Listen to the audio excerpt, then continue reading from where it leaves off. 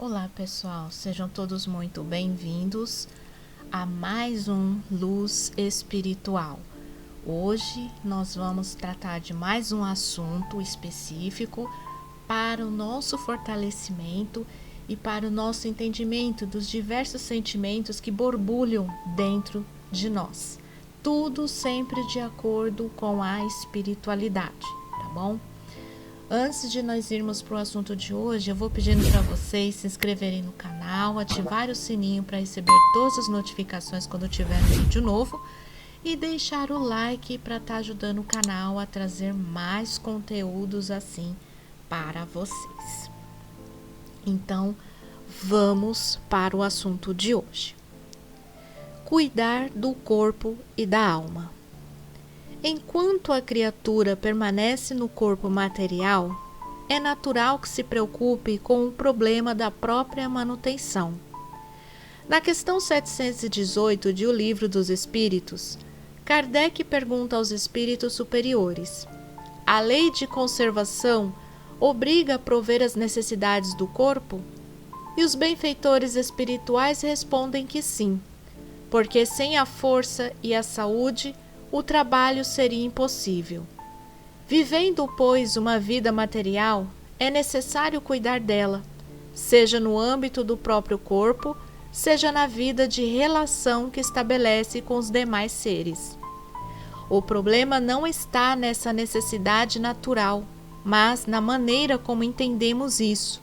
Entendimento esse que nos coloca sob a força das leis divinas, que harmonizam tudo no universo.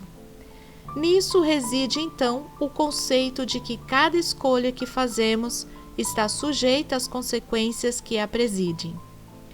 Isso vale também para as questões do espírito, que necessita de manutenção e cuidados. Do ponto de vista do espírito, o corpo é uma prisão da qual ele necessita para viver experiências planetárias, em cumprimento ao programa evolutivo que lhe norteia, relativamente à existência. Em última análise, esse corpo é sua casa, não sem razão.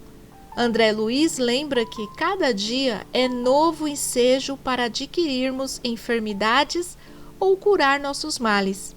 O melhor remédio, antes de qualquer outro, é a vontade sadia, porque a vontade débil enfraquece a imaginação e a imaginação doentia debilita o corpo.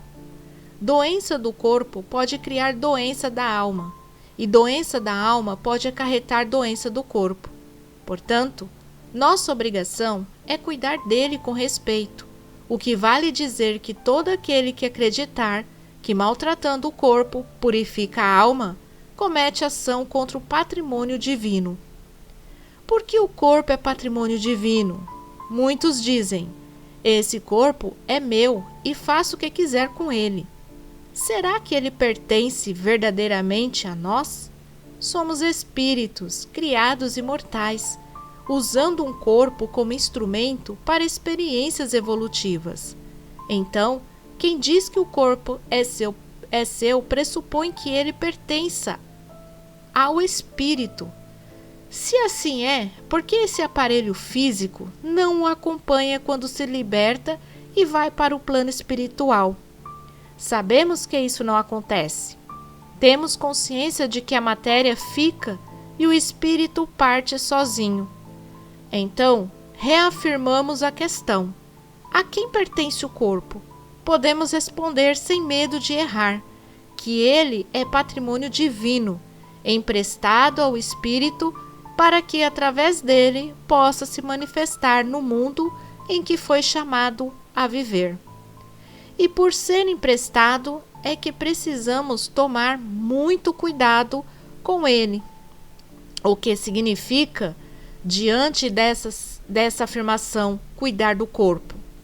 Recorramos a Kardec. Em O Livro dos Espíritos, questão 719, o codificador pergunta aos espíritos superiores: é repreensível o homem procurar o bem-estar? A resposta é clara. O bem-estar é um desejo natural. Deus não proíbe, senão o abuso. porque o abuso é contrário à conservação. Ele não incrimina a procura do bem-estar, se esse bem-estar não é adquirido à custa de ninguém, e se não deve enfraquecer nem as vossas forças morais, nem vossas forças físicas. Podemos pensar então que cuidar do corpo significa nutri-lo, proporcionando-lhe bem-estar, através da higiene, exercícios físicos e alimentação adequada. Tudo isso sem exageros, evitando os vícios. Não importa quais sejam eles, que lentamente vão destruindo o que está sob nossa responsabilidade. Nosso corpo é um corpo vivo, com necessidades peculiares, e ignorar essas necessidades é ignorar as leis da natureza. Ideias errôneas que ainda hoje permeiam nossa existência, muitos povos as cultuam, são levadas a extremos, constituindo-se em obstáculos ao caminhar evolutivo. De um lado, temos os que acreditam que maltratando o corpo, purifica-se o espírito. De outro, os que não acreditando que existe o espírito, ou mesmo aceitando a ideia da sua existência, não o valorizam, cuidando apenas de cultuar o corpo. Extremos que se chocam e que acabam praticando violências contra um e contra o outro. Entre esses dois extremos, há uma multidão de criaturas preguiçosas e indolentes em relação ao corpo. Encontramos também aqueles que não se interessam em fortificar o espírito com valores morais. É necessário compreender que ambos estão ligados entre si e que os excessos de um trazem consequências para o outro. Assim, quando nossa atenção está voltada apenas para o fortalecimento dos músculos, esquecemo-nos de dar força ao espírito, preparando-o para enfrentar os problemas do dia a dia. Se de outro lado nossa atenção se concentra somente nas coisas do espírito, não nos damos conta de que precisamos viver as coisas do mundo.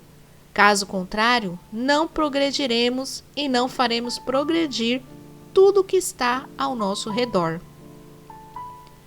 É tolice ignorar que assim evitaremos as tentações, pois é na luta contra elas que nos tornamos mais fortes.